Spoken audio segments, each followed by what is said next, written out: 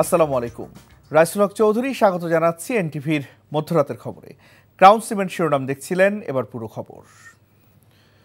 14ই মে জগন্নাথ বিশ্ববিদ্যালয়ের শিক্ষার্থীদের উপর পুলিশি হামলার কারণে দিনটিকে এখন থেকে কালো দিবস হিসেবে পালন করবে এই বিশ্ববিদ্যালয়ের শিক্ষার্থীরা। রাতে কাকরাইল মোড়ে অবস্থানরত শিক্ষার্থীরা এমন ঘোষণা দিয়েছে। ঘোষণায় আরও বলা হয়েছে, শুক্রবার সকালে বিশ্ববিদ্যালয়ের বর্তমান শিক্ষার্থীদের সঙ্গে শিক্ষক ও সাবেক শিক্ষার্থীরা যোগ দেবে, আর বাদ জুমা গণ অনশন শুরু করবে তারা। দিনভর সড়ক অবরোধ করে আন্দোলন করায় বন্ধ রয়েছে ওই এলাকার যান চলাচল। তামজিদ সুমনের রিপোর্ট। রাতেও থামেনি জগন্নাথ বিশ্ববিদ্যালয়ের শিক্ষার্থীদের আন্দোলন। দ্বিতীয় দিনের আন্দোলন সকাল থেকে সারাদিন গড়িয়ে রাত হয়ে গেলেও নিজেদের দাবিতে অনড় রয়েছেন তারা। ৭০% আবাসন ভাতা, বাজেট বৃদ্ধি এবং সব প্রকল্পে অগ্রাধিকার দেওয়ার দাবি নিয়ে আন্দোলন করছেন তারা। সাথে যুক্ত হয়েছে মঙ্গলবার আন্দোলনে পুলিশের হামলার বিচারের দাবির বিষয়টিও। বৃহস্পতিবার সকাল থেকেই রাজধানীর কাকরাইল মসজিদের সামনে সড়ক অবরোধ করে দাবি আদায়ের কর্মসূচি পালন করেন শিক্ষার্থীরা। আমাদের জগন্নাথের দাবিকে আজকে 20 বছর যাবতই তারা আমাদের যে দাবিগুলো ছিল বলতেছে তারা শুনবে, বাট পরবর্তীতে কোনো ব্যবস্থা নিচ্ছে না। এটা বছর পর বছর চলতেছে। রাজপথ থেকে ইনশাল্লাহ আমরা আমাদের দাবি আদায় করতে পারবো। আমরা যেহেতু জুলাই আন্দোলনে আমরা রাজপথে থেকে আমাদের দাবিগুলো আদায় করেছি, অবশ্যই আমরা আমাদের দাবি আদায় করে আমরা ঘরে ফিরবো। দুপুরের পর থেকে আন্দোলনের নতুন মাত্রা যোগ করে জগন্নাথের আন্দোলনরত শিক্ষার্থীরা বলছেন, দাবি আদায় না হওয়া পর্যন্ত শাটডাউন কর্মসূচিতে যাবেন তারা। যতক্ষণ পর্যন্ত না আমাদের দাবি আদায় না হচ্ছে ততক্ষণ পর্যন্ত আমরা এখান থেকে সরছি না, আমরা অনড় থাকছি। এছাড়া আমরা ক্লাস বা আমাদের ক্যাম্পাসে ফিরেও যাব না। শিক্ষার্থীদের সাথে একাত্মতা ঘোষণা করে বিশ্ববিদ্যালয়ের শিক্ষকরাও কঠোর আন্দোলনের হুঁশিয়ারি দিয়েছেন। এটা ক্ষমতা চালাচালির কোনো বিষয় না, চ্যালেঞ্জ তোলার কোনো বিষয় না। আমাদের যৌক্তিক দাবিটা তো আমরা আমাদের সরকারের কাছেই জানাবো। ওনারা যত দ্রুত এটা নিরসন করবে, এটা ওনাদের জন্য মঙ্গলজনক। না হয় থার্ড পার্টি এখানে সুযোগ নিতে পারে, তার দায় কিন্তু আমরা নিব না। আমরা আমাদের দাবি আদায়ে অনড় থাকবো। এই আন্দোলন যদি স্প্রেড আউট হয়, তো এইটা কতদূর সীমানায় ছড়িয়ে পড়বে এটা আপনিও বলতে পারবেন না, আমিও বলতে পারবো না। সকাল থেকে সড়ক অবরোধ করে জগন্নাথের শিক্ষার্থীদের আন্দোলন চলায় দীর্ঘ যানজটে ভোগান্তিতে পড়েন রাজধানীবাসী। Tamjid Sumon, NTV news, Dhaka. কাকরাইল মোড়ে আছেন সহকর্মী আবির আহমেদ, সরাসরি যুক্ত হচ্ছেন তিনি। আবির, জগন্নাথ বিশ্ববিদ্যালয়ের শিক্ষার্থীদের অবস্থানের সর্বশেষ কি খবর আছে আপনার কাছে?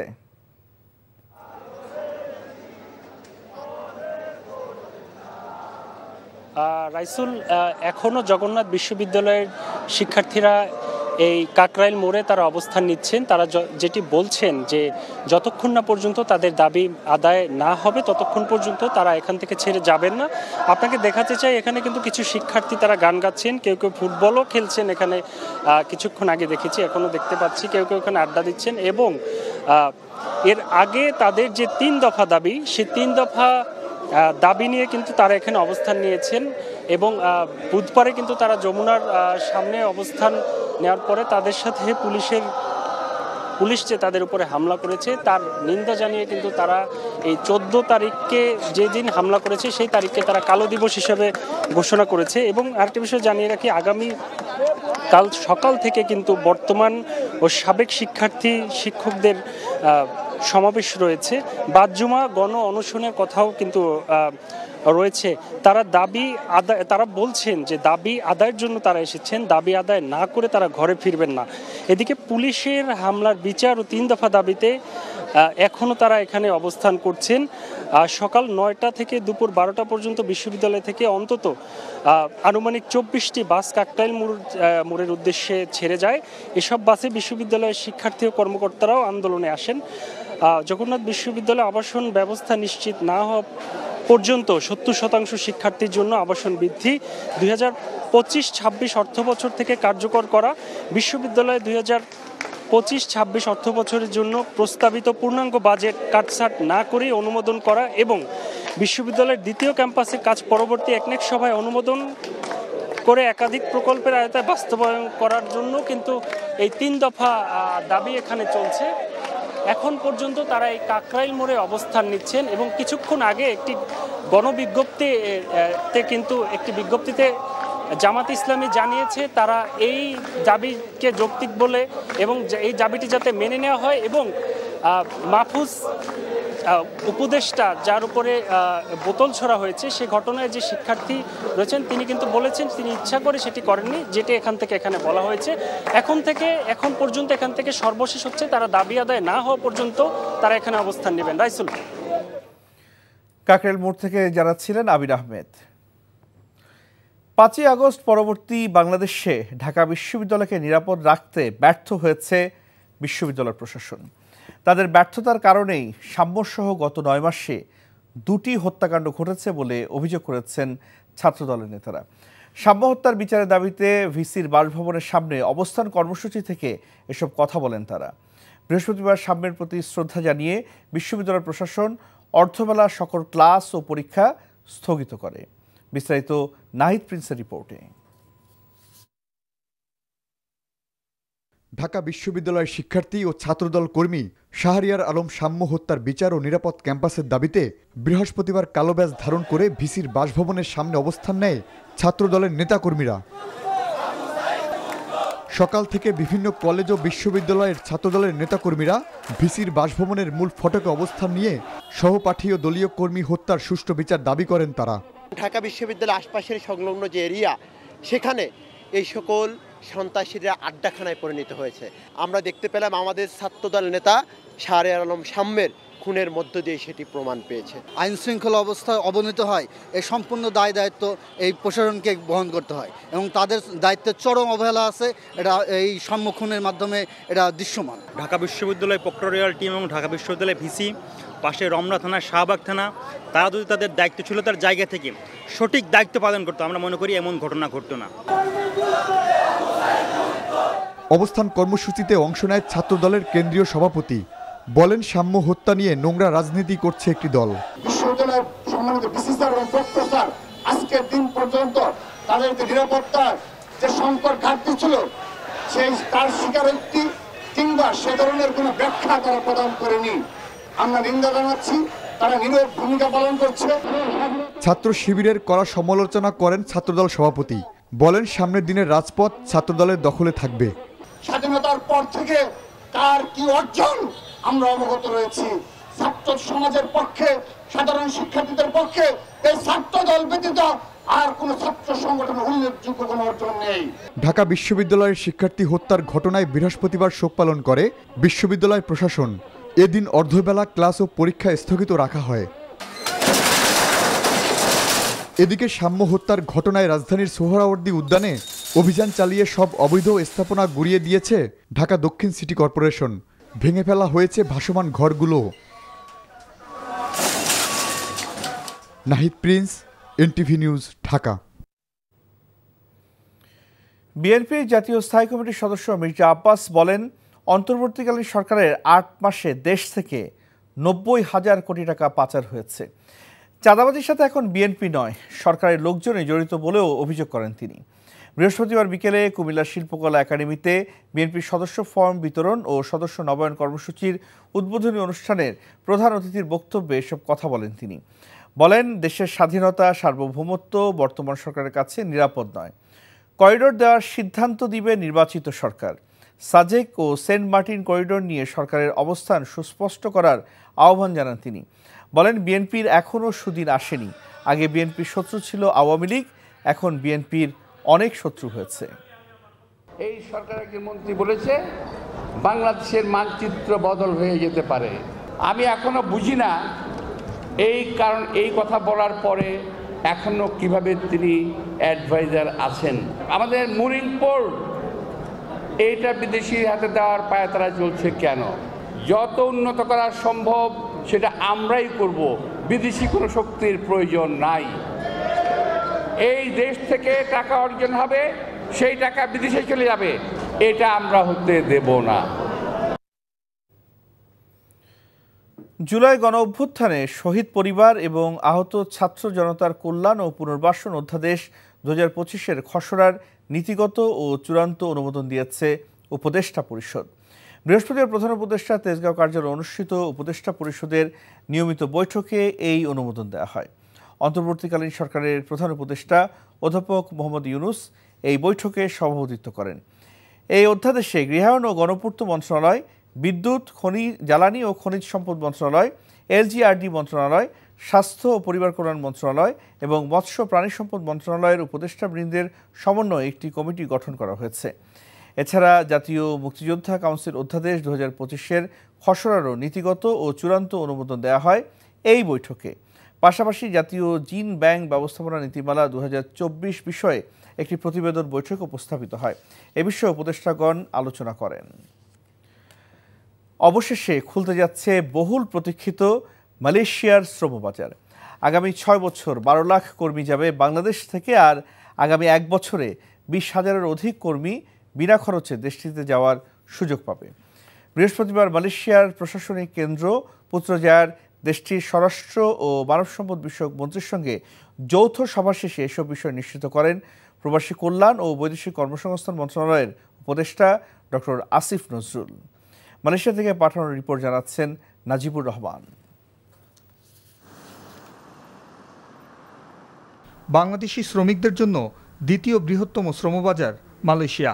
তবে নানা প্রতিবন্ধকতায় প্রায় 1 বছর সে দেশটির দুয়ার বন্ধ বাংলাদেশি শ্রমিকদের জন্য।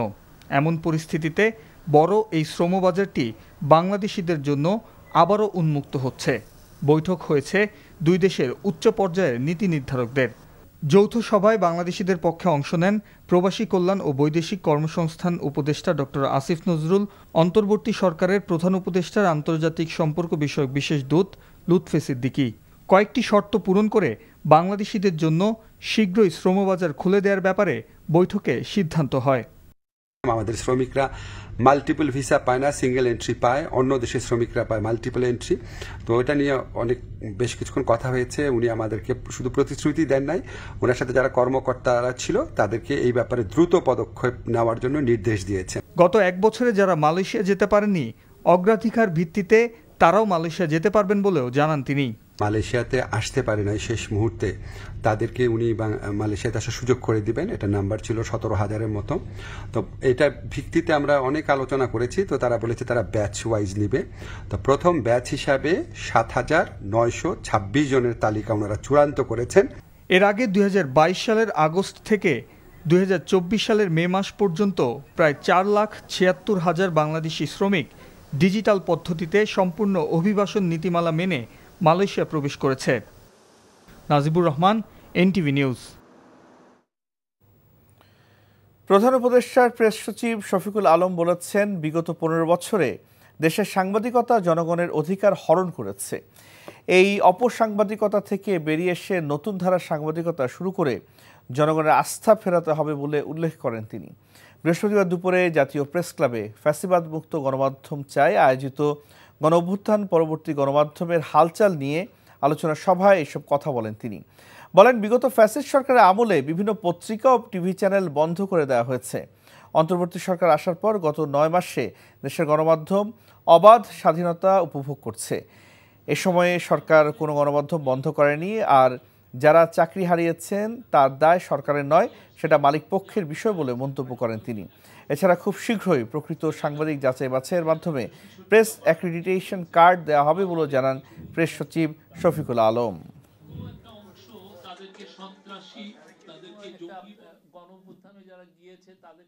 এই গভর্নমেন্ট কোনো নিউজ আউটলেট বন্ধ করেনি।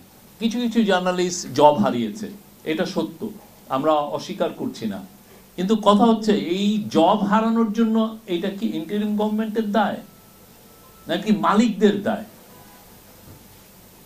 মালিকরা তাদের পুঁজিকে প্রোটেক্ট করতে যে, তার বিজনেস ইন্টারেস্টকে প্রোটেক্ট করতে যে তারা সাংবাদিকদেরকে জব খাচ্ছেন। তদবির বাণিজ্য সহ দুর্নীতির নানা অভিযোগে এলজিআরডি উপদেষ্টা আসিফ মোহাম্মদ সজীব ভূঁইয়ার সাবেক এপিএস মজেব হোসেনকে আগামী 22 মে তলব করেছে দুদক। বৃহস্পতিবার বিকেলে দুদক কার্যালয় সংস্থাটির মহাপরিচালক আক্তার হোসেন এই তথ্য জানান।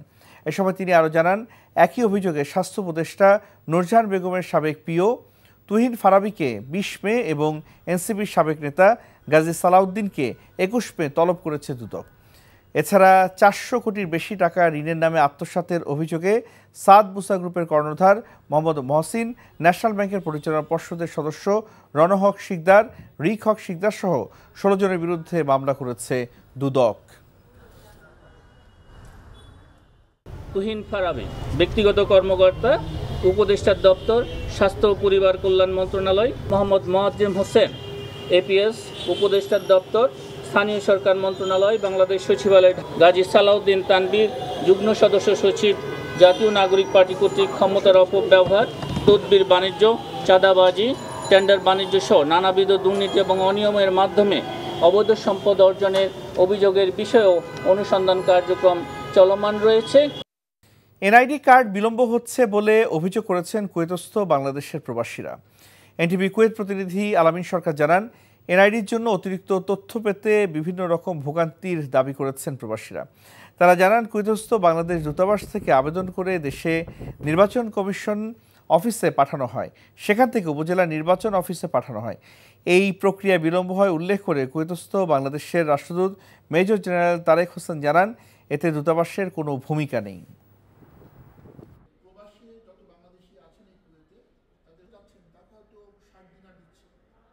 কোনো প্রবাসী বাংলাদেশি যখন দূতাবাসে আসছেন, এনআইডি করতে চাচ্ছেন, তার নির্দিষ্ট তথ্য তিনি পূরণ করছেন, তার biometric data, fingerprint, iris scan এগুলো করা হচ্ছে, করে আমরা দেশি নির্বাচন কমিশনে পাঠাচ্ছি। এগুলো ঠিক থাকে, আপনার এনআইডি চলে আসছে, বাট যাদেরটা ঠিক নেই তাদেরটা আসছে না। এখন তাদেরকে সেই তথ্য সংশোধন করার পরে তারপরে এনআইডি কার্ড ইস্যু করা হচ্ছে। বাট এখানে দূতাবাসের করণীয় আসলে কিছু নেই, তো দূতাবাস শুধুমাত্র ডাটা এন্ট্রি করছে, ইস্যু হচ্ছে বাংলাদেশ নির্বাচন কমিশন অফিস থেকে। কাতারে বাংলাদেশি প্রতিষ্ঠান গড়ে ওঠায় বাড়ছে প্রবাসীদের কর্মসংস্থান এবং রেমিটেন্স প্রবাহ। এনটিভি কাতার প্রতিনিধি আমিনুল হক কাজল জানান, বাংলাদেশি মালিকানাধীন প্রতিষ্ঠান দিগন্ত এক্সপ্রেস কন্ট্রাক্টিং অ্যান্ড হসপিটালিটি কোম্পানির 7ম বর্ষপূর্তি উদযাপন অনুষ্ঠানে এই কথা জানান কাতারে নিযুক্ত বাংলাদেশের রাষ্ট্রদূত মোহাম্মদ নজরুল ইসলাম। কাতারের নাজমায় অনুষ্ঠানে সভাপতিত্ব করেন দিগন্ত এক্সপ্রেসের সিইও মোহাম্মদ জসিমউদ্দিন। বিশেষ অতিথি ছিলেন কাতার বিশ্ববিদ্যালয়ের সহযোগী অধ্যাপক ডক্টর আনোয়ারুল হাসান, দূতাবাসের সামরিক উপদেষ্টা ব্রিগেডিয়ার জেনারেল এম খায়রউদ্দিন, কাতার বাংলাদেশ কোরআন সুন্নাহ পরিষদ সাবেক সভাপতি রশিদ আহমেদ চৌধুরী। এই ছিল মধ্যরাতের খবর। এই খবরের ভিডিও আপডেট জানতে ভিজিট করুন এনটিভি অনলাইন www.ntv.com। এছাড়াও এনটিভি জনপ্রিয় সব অনুষ্ঠান ও খবরের আপডেট জানতে ভিজিট করুন আমাদের ইউটিউব ও ভেরিফাইড ফেসবুক পেজ। সকাল 7:30টায় সকালের খবর দেখার আমন্ত্রণ রইল। ধন্যবাদ সবাইকে।